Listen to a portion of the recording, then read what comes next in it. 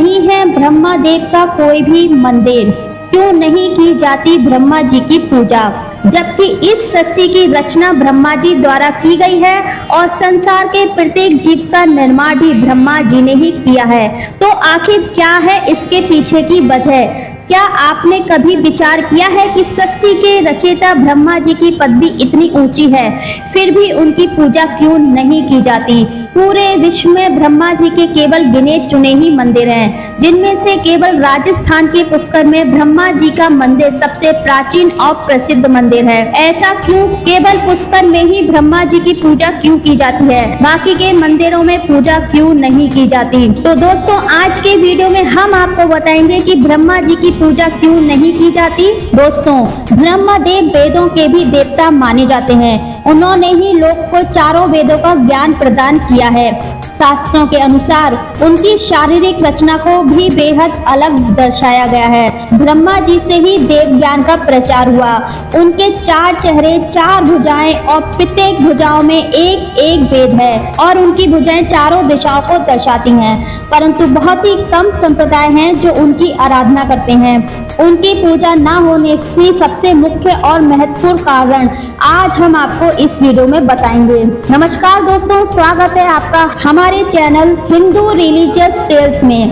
दोस्तों, हमारी आपसे एक विनती है, आप हमारे वीडियो को लाइक अवश्य कर दें और हमारे चैनल को सब्सक्राइब करके बेल आइकन का बटन जरूर से दबा दें, क्योंकि आपका एक लाइक और एक सब्सक्राइब हमारा मनोबल बढ़ाता है। तो चलिए दोस्तों, शुरू करते हैं। पुराणों के अनुसार एक बार धरती के कल्याण के लिए ब्रह्मा देव के मन में यज्ञ करने का विचार उत्पन्न हुआ।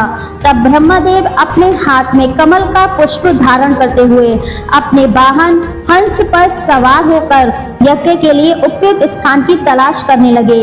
उसी समय एक स्थान पर उनके वहां से निकले हुए कमल का वो पुष्प गिर गया। धरती पर पुष्प के गिरते ही उस स्थान पर एक झरना बन गया और उसी झरने से 3 सरोवर उत्पन्न हुए। वो 3 सरोवर जिन जगहों पर बने उन्हें हम ब्रह्मा पुष्कर, विष्णु पुष्कर और शिव पुष्कर के नाम से जानते हैं। यह सब देखने के बाद ब्रह्मा जी ने इसी स्थान पर यज्ञ करने का निर्णय लिया। पुराणों में कहा जाता है कि ब्रह्मा जी का हाथ से जिस जगह पर पुष्प गिरा था वहीं पर उनका मंदिर बनवाया गया। अभी यह मंदिर राजस्थान के पुष्कर में स्थित है, जिसे पुष्कर धाम या फिर पुष्कर मंदिर कहा जाता है।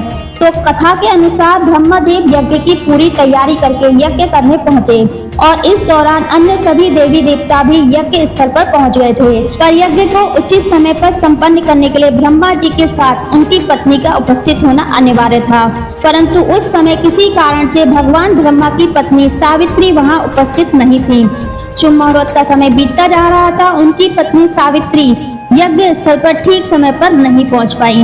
वक्त निकलता जा रहा था, पर सावित्री देवी का उस समय तक कुछ पता नहीं चल रहा था। ज्यादा देर तक इंतजार करने का समय भी नहीं था। यज्ञ को अगर सही समय पर संपन्न नहीं किया जाता तो इसका लाभ भी नहीं मिल पाता, क्योंकि सनातन धर्म के अनुसार अगर अर्धांगिनी शामिल ना हो तो शादीशुदा व्यक्ति का यज्ञ पूर्ण नहीं माना जाता। तब कोई उपाय ना सूझकर ब्रह्मा जी ने उस दौरान उसी स्थान में रहने वाली गायत्री नाम की स्त्री से विवाह कर लिया और यज्ञ को पूरा किया। गायत्री कौन थी, इस पर ऐसा भी बताया गया है कि गायत्री देवी को ब्रह्मा देव ने नंदिनी गाय के मुख से प्रकट किया था। पर यज्ञ शुरू होते ही थोड़ी देर बाद जब देवी सावित्री वहां पहुंची तब उन्होंने अपने स्थान पर किसी और स्त्री को ब्रह्मदेव के पास बैठा हुआ देख लिया। यह सब देखकर सावित्री देवी बहुत क्रोधित हो गईं और उन्होंने ब्रह्मा जी को उस वक्त यह श्राप दे दिया कि जिसने यह सारा सृष्टि की रचना की, संपूर्ण सृष्टि में उसी की कहीं पर पूजा नहीं की जाएगी। इस संपूर्ण संसार में उनकी कभी पूजा नहीं की जाएगी और कोई भी पूजा के समय में ब्रह्मा जी को याद नहीं करेगा। उस वक्त सावित्री देवी को इतने क्रोध में देखकर सारे देवी देवता डर गए थे। सभी देवताओं ने सावित्री देवी को समझाया। देवताओं ने उन्हें अपना श्राप वापस लेने के लिए अनुरोध किया। जब माता सावित्री का क्रोध शांत हुआ तब उन्होंने कहा कि जिस स्थान में ब्रह्मा देव ने यज्ञ किया है केवल उसी स्थान पर उनका मंदिर होगा। तो दोस्तों, इसी श्राप की वजह से ब्रह्मा जी का एकमात्र मंदिर पुष्कर में है और इस कारण ही ब्रह्मा जी की पूजा नहीं की जाती। वैसे तो पुष्कर के अलावा भी ब्रह्मा देव के कई मंदिर हैं, लेकिन वहां उनकी पूजा नहीं होती।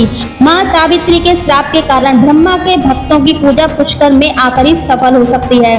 तो इस कथा के अनुसार मां सावित्री के श्राप के कारण ब्रह्मा जी की पूजा नहीं होती है। इसके बाद यह भी कहा जाता है कि क्रोध कम होने के बाद देवी सावित्री पुष्कर के पास ही मौजूद पहाड़ों पर तपस्या करने चली गईं और तपस्या में लीन हो गईं और आज भी वहां उपस्थित हैं। पौराणिक कथा में कहा गया है कि ब्रह्मा जी पुष्कर के इस स्थान पर 10,000 वर्षों तक रहे थे। आज भी ब्रह्मा जी के दर्शन के लिए राजस्थान के पुष्कर में प्रत्येक साल लाखों श्रद्धालु आते हैं। कार्तिक पूर्णिमा के अवसर पर इस मंदिर के आसपास हर साल बहुत ही धूमधाम से मेला लगता है, जिसे हम सब पुष्कर मेले के नाम से जानते हैं। तो दोस्तों, इस कथा के अनुसार मां सावित्री के श्राप के कारण ब्रह्मा जी की पूजा नहीं होती। अब इन कहानियों में कितनी सच्चाई है या हम इसको कितना सच माने, यह तो एक अनुसंधान का विषय है, जिसे हम अपने दर्शकों के ऊपर ही छोड़ते हैं। तो आपको ये वीडियो कैसा लगा हमें कमेंट सेक्शन में जरूर बताइएगा। तो आपकी इस कथा पर क्या राय है, आप हमें कमेंट सेक्शन में जरूर बताइएगा। और हमारी वीडियो आपको पसंद आए तो लाइक कर दीजिए, चैनल को सब्सक्राइब करके बेल आइकन का बटन जरूर से दबा दीजिए। मिलते हैं अपने अगले वीडियो में, तब तक के लिए धन्यवाद। जय श्री राम।